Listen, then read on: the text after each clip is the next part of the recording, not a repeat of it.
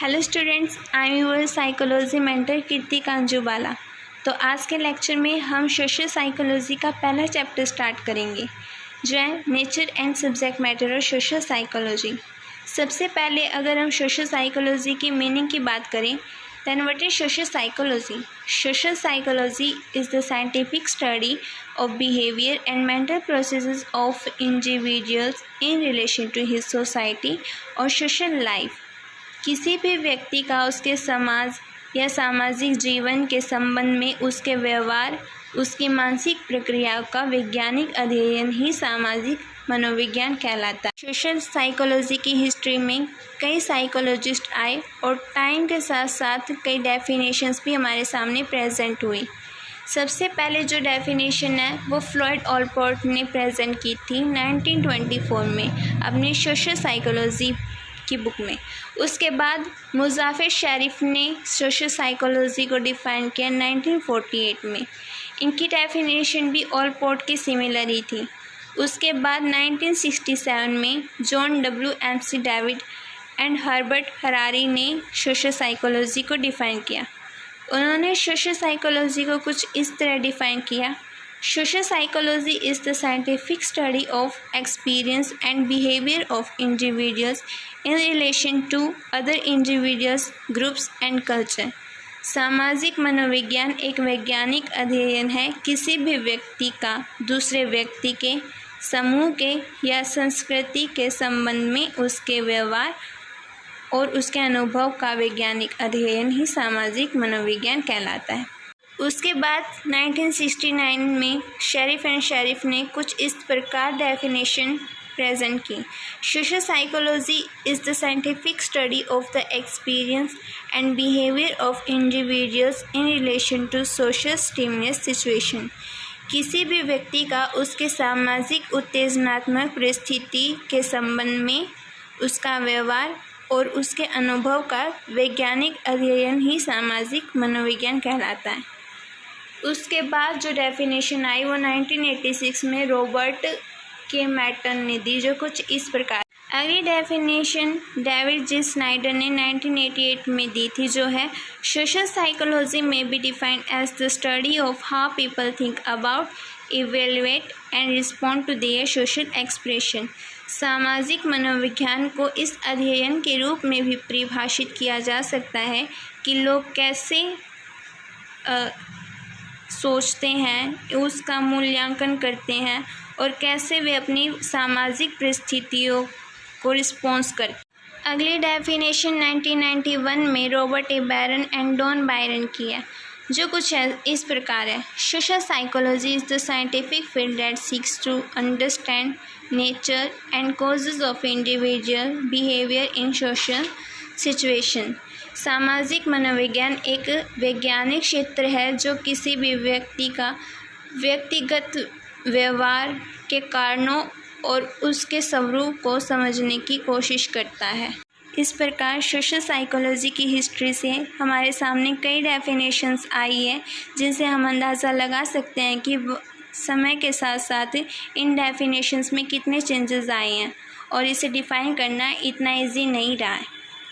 सबसे पहले किसी भी व्यक्ति का दूसरे व्यक्ति या दूसरे समूह या दूसरे संस्कृति के संबंध में उसके व्यवहार, उसके अनुभव का वैज्ञानिक अध्ययन सामाजिक मनोविज्ञान कहलाता था। उसके बाद उसी व्यक्ति का उसके सामाजिक उत्तेजनात्मक परिस्थितियों के संबंध में उसके अनुभव और व्यवहार के वैज्ञानिक अध्ययन को सामाजिक मनोविज्ञान कहा जाने लगा। उसके बाद ह्यूमन सोशल बिहेवियर के कॉजेज़ और नेचर के सिस्टमैटिकली स्टडी को सोशल साइकोलॉजी कहा जाने लगा। और उसके बाद व्यक्ति कैसे सोचता है, कैसे उसका मूल्यांकन करता है और कैसे वो सोशल सिचुएशंस में रिस्पॉन्स करता है, उसकी स्टडी को सोशल साइकोलॉजी कहा जाने लगा। और उसके बाद इंसान के व्यवहार के कारणों और उसके स्वरूप को समझने की स्टडी को, साइंटिफिक स्टडी को सोशल साइकोलॉजी कहा जाने लगा।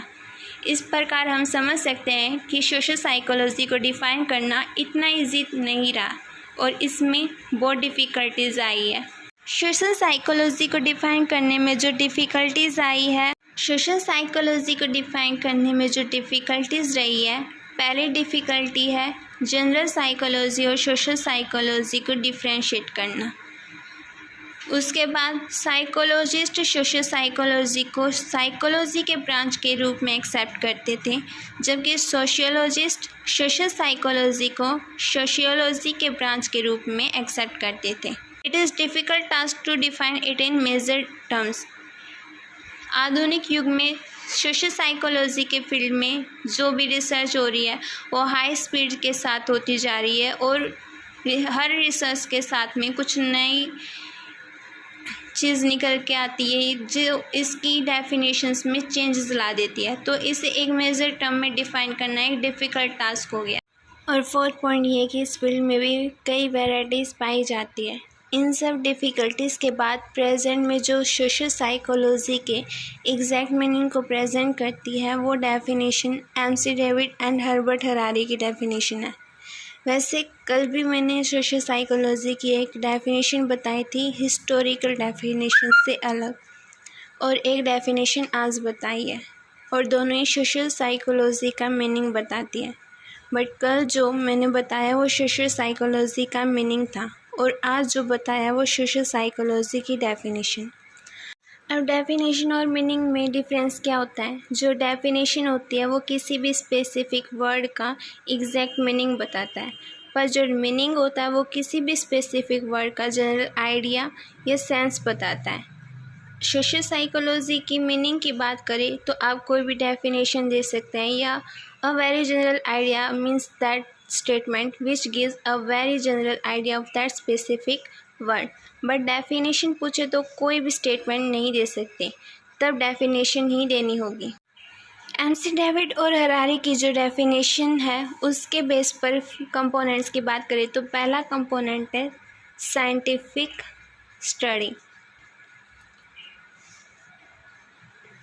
ये जो डेफिनेशन है वो इस बात पर फोर्स करती है कि सोशल साइकोलॉजी एक साइंटिफिक स्टडी है, क्योंकि इस फील्ड में इस स्टडी में जो भी रिसर्च की जाती है, स्टडी की जाती है, वो साइंटिफिक मेथड्स का यूज़ करती है। साइंटिफिक मेथड्स का यूज़ करके सॉल्वेबल प्रॉब्लम्स को सॉल्व करने की कोशिश करती है और नए प्रिंसिपल्स और रूल्स को फॉर्मुलेट करने की कोशिश करती है।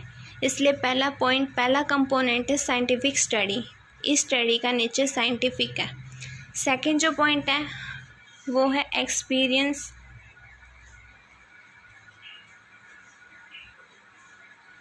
And behaviour. साइकोलॉजिस्ट इस फील्ड में जो स्टडी करते हैं वो बिहेवियर करते हैं। बिहेवियर ओवर्ट भी हो सकता है, कोवर्ट भी। ओवर्ट मीन्स एक्सटर्नल,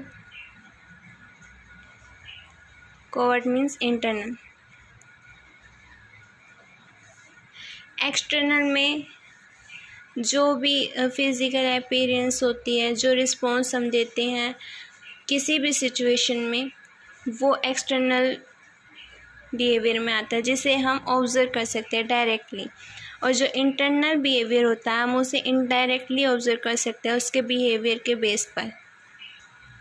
इसलिए सोशल साइकोलॉजी की डेफिनेशन में जो सेकंड कंपोनेंट है वो एक्सपीरियंस और बिहेवियर को माना गया है। तीसरा जो पॉइंट है वो है द इंडिविजुअल।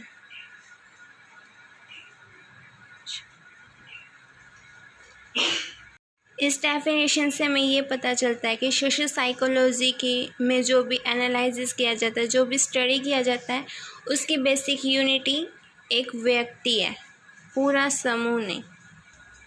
इस स्टेटमेंट में प्रेजेंट ये कंपोनेंट जो है वो ये इंडिकेट करता है कि सोशल साइकोलॉजी जनरल साइकोलॉजी की ही ब्रांच है और सोशल साइकोलॉजी का जो बेस है वो दूसरी सोशल साइंसेस से अलग है।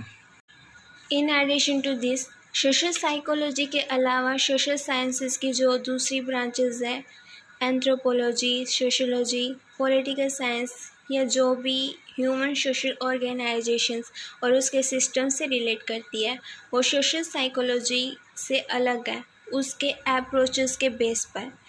सोशल साइकोलॉजी सोशियोलॉजी और एंथ्रोपोलॉजी से अलग है क्योंकि सोशल साइकोलॉजी जो बेसिक यूनिट ऑफ एनालिसिस होती है वो एक व्यक्ति होता है।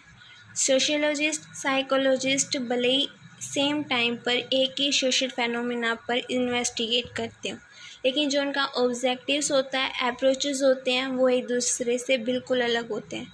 क्योंकि साइकोलॉजिस्ट जो है वो एक व्यक्ति को फिगर लेकर चलता है और सोसाइटी को एज अ बैकग्राउंड, और सोशल साइकोलॉजी हिस्ट्री और पॉलिटिकल फिलोसॉफी से भी अलग है, क्योंकि सोशल साइकोलॉजी साइंटिफिक प्रोसेस को फॉलो करती है। नेक्स्ट कंपोनेंट है individuals, groups and culture.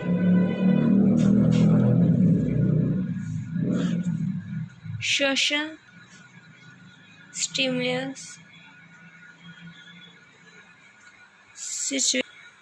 Social stimulus situations भी सोशल साइकोलॉजी की डेफिनेशन में इम्पोर्टेंस रखता है। सोशल स्टिमुलस सिचुएशंस वो सिचुएशंस होती है जो दूसरे व्यक्ति द्वारा विभिन्न रूपों में डिराइव की जाती है। वो व्यक्तिगत रूप में भी हो सकती है, सामूहिक रूप में भी और सांस्कृतिक रूप में भी। व्यक्ति एक दूसरे से विभिन्न तरीक़ों से इंटरेक्ट करते हैं। सोशल इंटरेक्शन की भी ह्यूमन बिहेवियर में एक अपनी अलग इम्पोर्टेंस होती है। किन्हीं भी दो व्यक्तियों के बीच में दो प्रकार की इंटरेक्शन होती है। पहला face to face interaction, second symbolic interaction. Face to face interaction में फिज़िकल प्रेजेंस इम्पोर्टेंट होती है। जब दो व्यक्ति आमने सामने फेस टू फेस मिलते हैं, फिज़िकली प्रेजेंट होते हैं, हैंडशेक करते हैं, देन वो फेस टू फेस इंटरेक्शन होता है। सिंबॉलिक इंटरेक्शन में फिज़िकली प्रेजेंस कोई इम्पोर्टेंट नहीं है। इसमें जैसे फ़ोन पर हाय हेलो बात करना, वो सिंबॉलिक इंटरेक्शन कहलाती है। सेकंड, किसी भी व्यक्ति का और ग्रुप के बीच में रिलेशनशिप होना, जब एक व्यक्ति किसी ग्रुप के साथ ही इंटरेक्ट करता है।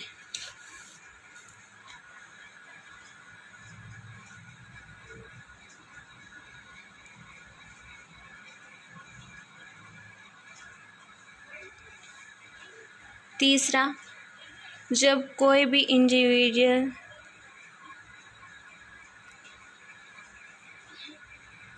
दूसरे कल्चर में जाता है या दूसरे कल्चर के साथ इंटरेक्ट करता है।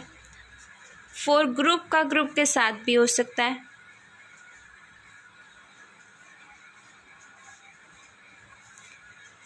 जिसे ग्रुप टू ग्रुप कनेक्शन बोला जाता है, इंटरेक्शन बोला जाता है।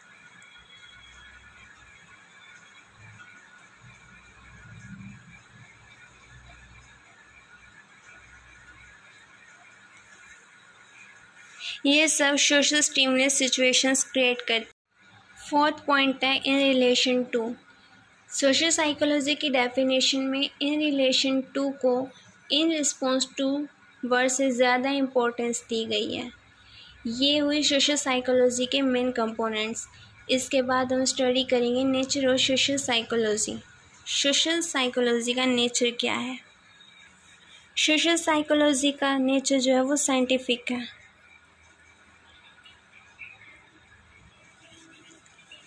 साइंटिफिक साइंस का मीनिंग जो है वो किसी भी स्पेसिफिक प्रोसेस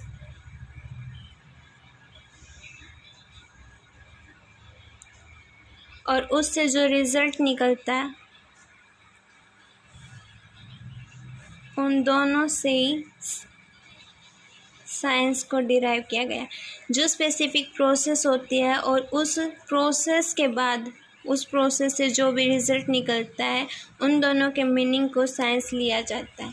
और किसी भी सब्जेक्ट को साइंस का स्टेटस देने के लिए उसके सब्जेक्ट मैटर और उसके स्टडी मेथड्स को इम्पोर्टेंस दिया जाता है।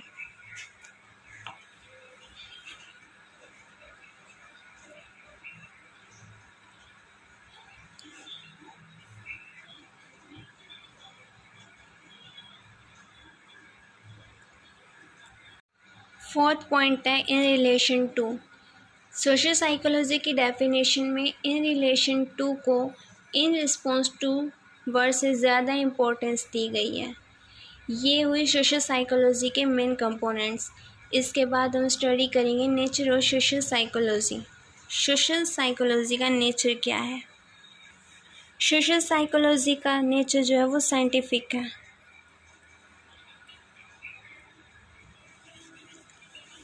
साइंटिफिक साइंस का मीनिंग जो है वो किसी भी स्पेसिफिक प्रोसेस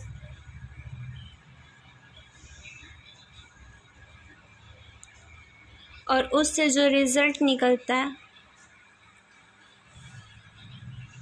उन दोनों से ही साइंस को डिराइव किया गया। जो स्पेसिफिक प्रोसेस होती है और उस प्रोसेस के बाद उस प्रोसेस से जो भी रिजल्ट निकलता है उन दोनों के मीनिंग को साइंस लिया जाता है। और किसी भी सब्जेक्ट को साइंस का स्टेटस देने के लिए उसके सब्जेक्ट मैटर और उसके स्टडी मेथड्स को इम्पोर्टेंस दिया जाता है।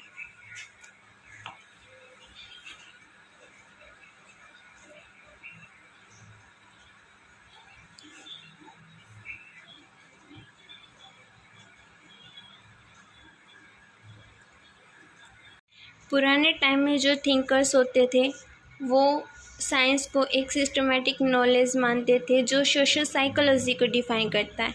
कुछ वक्त के बाद ये थिंकिंग बदली और साइंस को डिफाइन किया जाने लगा उस फॉर्म में। In that form of systematic knowledge which relationship between cause and effect is discovered. Cause and effect के बीच में जो रिलेशनशिप होता है उसको डिस्कवर करने के लिए जो सिस्टमेटिक नॉलेज होती है उस फॉर्म को साइंस कहा जाने लगा।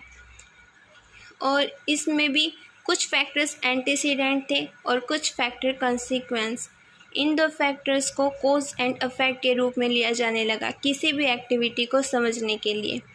कुछ समय के बाद यहाँ भी ऑब्जेक्शन उठाया गया। कुछ साइंटिस्ट बिलीव करते थे कि सिर्फ कोज और अफेक्ट को पढ़ने से हम साइंस को नहीं समझ पाएंगे, साइंस को कम्प्लीटली स्टडी नहीं कर पाएंगे। इसके लिए हमें इफ़ एंड देन को भी स्टडी करना होगा। उसके बाद सोशल साइकोलॉजी को स्टडी करने के लिए साइंटिफिक मेथड्स का यूज़ किया जाने लगा, साइंटिफिक मेथड्स की हेल्प ली जाने लगी। इस वे में जो भी साइंटिफिक प्रोसेस से फैक्ट्स डिस्कवर होते थे उन फैक्ट्स को एक सिस्टमेटिक फॉर्म में प्रेजेंट किया जाने लगा। उसके बाद इस नॉलेज को साइंटिफिक कहा जाने लगा। साइंस में फैक्ट्स को स्टडी किया जाने लगा साइंटिफिक मेथड्स को यूज़ करके और जनरल रूल्स को डिस्कवर किया जाने लगा।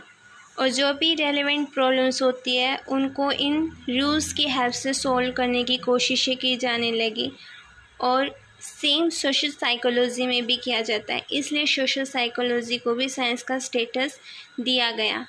मैकगुइगन ने इस नॉलेज को 3 पार्ट्स में डिवाइड किया है।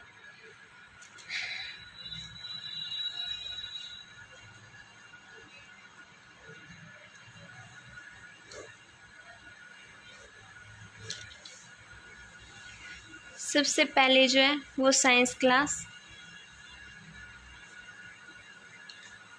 सेकंड क्लास है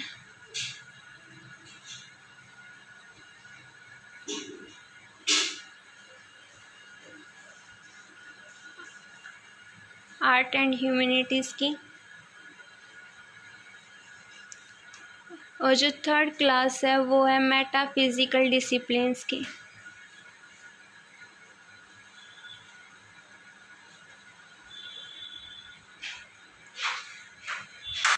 साइंस क्लास में उन प्रॉब्लम्स को रखा गया जो सॉल्वेबल प्रॉब्लम्स होती हैं, जिन्हें साइंटिफिक मेथड्स की हेल्प से सॉल्व किया जा सकता है। सेकंड कैटेगरी में सॉल्वेबल प्रॉब्लम्स तो होती हैं लेकिन उसमें साइंटिफिक मेथड्स को यूज़ नहीं किया जाता।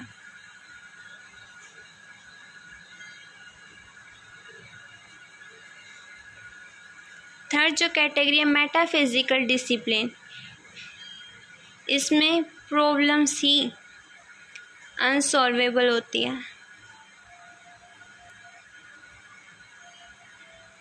और इसमें भी साइंटिफिक मेथड्स का कोई यूज़ नहीं किया जाता।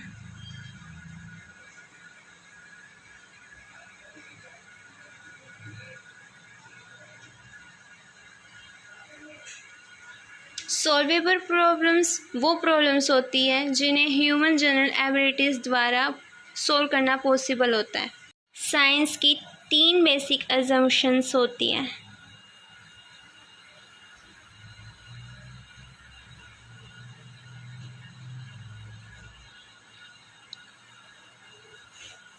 फर्स्ट,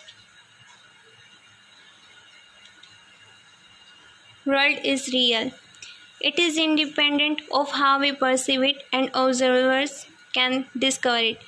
ये पूरी तरीके से इंडिपेंडेंट होता है कि हम किसी भी चीज़ को कैसे परसीव करते हैं। ऑब्जर्वर्स जो होते हैं वो इसे डिस्कवर करते हैं। सेकंड जो पॉइंट है, सेकंड असर्शन है कॉज एंड अफेक्ट रिलेशनशिप। इस दुनिया में कोई भी चीज़ है या कोई भी रिलेशन है उसे कॉज एंड इफेक्ट के फॉर्म में पाया जाता है। तीसरा जो बेसिक अजम्पशन है वो ऑब्जेक्टिव नॉलेज।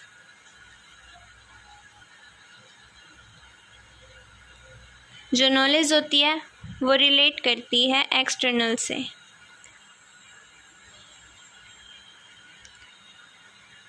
नॉलेज वो होती है जो एक्सटर्नली ऑब्जर्व की जाती है। ये 3 बेसिक अजम्पशन है साइंस की।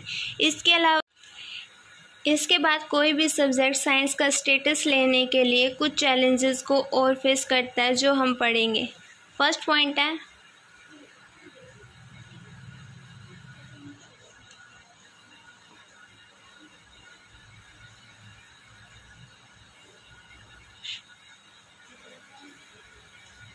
साइंस जो है वो फैक्ट्स के ऑब्जर्वेशन के बेस पर होता है।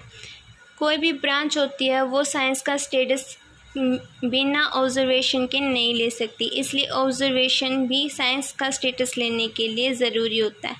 सेकंड जो है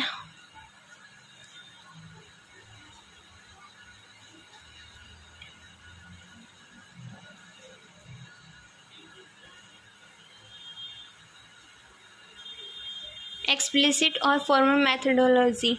साइंस फॉर्मल मैथडोलॉजी को यूज़ करता है। प्रोसीजर्स का जो सेट होता है साइंटिस्ट यूज़ करते हैं किसी भी फैक्ट्स को डिस्कवर करने के लिए, उसे मैथडोलॉजी कहा जाता है। थर्ड जो है वो है accumulation of facts.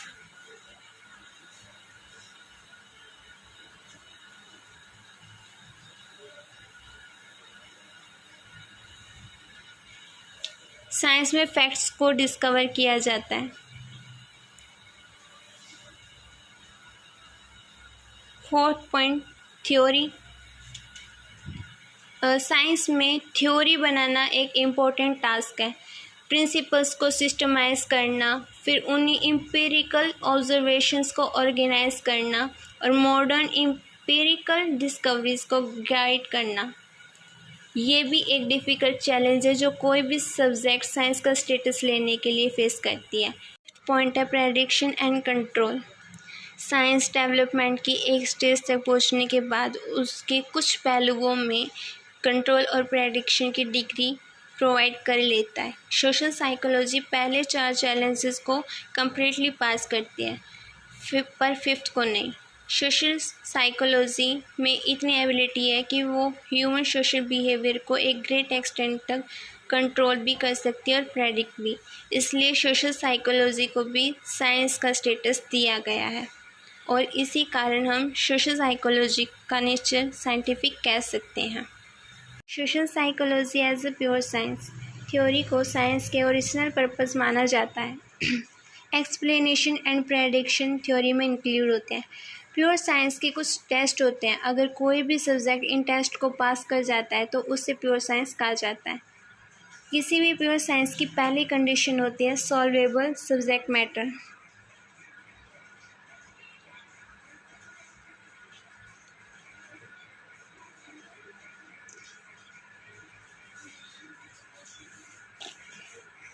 Pure science में सॉल्वेबल सब्जेक्ट मैटर को सिस्टमैटिक वे में साइंटिफिक मेथड्स के यूज से स्टडी किया जाता है। प्रैक्टिकल एक्सपेरिमेंट्स और टेस्ट भी इंक्लूड होते हैं। Next point is pure science emphasises on development of theories. Pure science theories के डेवलपमेंट पर एम्फेसाइज करती है। जब साइंटिस्ट वेरिएबल्स के इंटर रिलेशनशिप को स्टडी करता है, फॉर्मुलेट करता है, उसके बाद वो सिस्टमेटिक वे में उसे टेस्ट करता है। जो भी उस स्टडी से रिजल्ट निकलता है उससे वो साइंटिस्ट थ्योरीज को फॉर्मुलेट करता है। जब वो प्रिंसिपल कंफर्म हो जाता है, हाइपोथेसिस कंफर्म हो जाता है, तब वो थ्योरी कहलाता है। थर्ड पॉइंट है laws are presented in pure science. जब कई साइंटिस्ट किसी भी थ्योरी को वेरीफाई करते हैं तो उस थ्योरी को लॉ का फॉर्म दे दिया जाता है। नेक्स्ट पॉइंट है इंटरनल वैलिडिटी।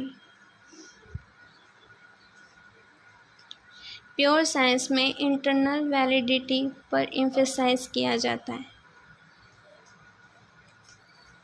सोशल साइकोलॉजी इन चारों टेस्ट को पास करता है, इसलिए इसको भी प्योर साइंस कहा जाता है। इंटरनल वैलिडिटी क्या होता है? इंटरनल वैलिडिटी इस क्वेश्चन से रिलेट करता है कि क्या डिज़ाइन में एक्सपेरिमेंटल मैनिपुलेशन के रिजल्ट में जो डिफरेंस आता है वो रियल है या नहीं।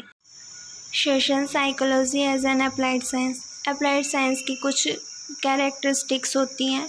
अगर किसी सब्जेक्ट में ये कैरेक्टरिस्टिक्स पाए जाते हैं तो वो सब्जेक्ट भी अप्लाइड साइंस का स्टेटस ले लेता है। पहला कैरेक्टरिस्टिक, अप्लाइड साइंस में स्टडीज़ का मेन पर्पस होता है प्रैक्टिकल प्रॉब्लम्स को रिसर्च या प्रेडिक्शन के थ्रू सॉल्व करना, जो कि सोशल साइकोलॉजी में भी उसकी स्टडीज़ का मेन पर्पस यही होता है। Second character, applied science research में कोई भी प्रॉब्लम होती है वो एक से ज़्यादा लेवल पर स्टडी की जाती है। सोशल साइकोलॉजी में भी कोई भी प्रैक्टिकल प्रॉब्लम हो उसे हर टाइप में एनालाइज किया जाता है। थर्ड पॉइंट है अप्लाइड साइंस एक से ज़्यादा स्टडी मेथड को यूज़ करने के लिए अलो करता है। Depending on the need, experimental method, semi experimental method, field study, interview, questionnaire and even report can be used. Fourth characteristic है, फोर्थ पॉइंट है रिसर्च के कंडीशंस और कंटेक्स्ट की भी अपनी इम्पोर्टेंस होती है। जितना पॉसिबल हो सके अप्लाइड साइंस के वर्क को रियल लाइफ कंडीशंस में भी यूज़ किया जाता है। फिफ्थ पॉइंट है इसमें एक्सटर्नल वैलिडिटी को एम्फेसाइज किया जाता है। अप्लाइड साइंस में एक्सटर्नल वैलिडिटी पर जोर दिया जाता है। सोशल साइकोलॉजी इन पांचों कैरेक्टरिस्टिक्स पर खरा उतरा है। पांचों कैरेक्टरिस्टिक्स सोशल साइकोलॉजी में पाई जाती है, इसलिए सोशल साइकोलॉजी को भी अप्लाइड साइंस का दर्जा दिया गया है। इससे अलग जो दूसरी प्रैक्टिकल प्रॉब्लम्स होती हैं जैसे डोवरी, कास्टिज्म, बैंगनिंग crime, prostitution etcetera, social psychology इन सभी प्रॉब्लम्स को सॉल्व करने की कोशिश करता है। अप्लाइड सोशल साइकोलॉजी भी किसी भी व्यक्ति की डिग्निटी, उसकी इंडिपेंडेंसी, सेल्फ रिस्पेक्ट और रिस्पॉन्सिबिलिटी पर जोर देता है, इसलिए सोशल साइकोलॉजी को भी अप्लाइड साइंस का दर्जा दिया गया। नेक्स्ट लेक्चर में हम पढ़ेंगे इसका यूनिक नेचर और इसके सब्जेक्ट मैटर, इसका जो अदर साइंसेस के साथ रिलेशनशिप है वो हम नेक्स्ट लेक्चर में पढ़ेंगे।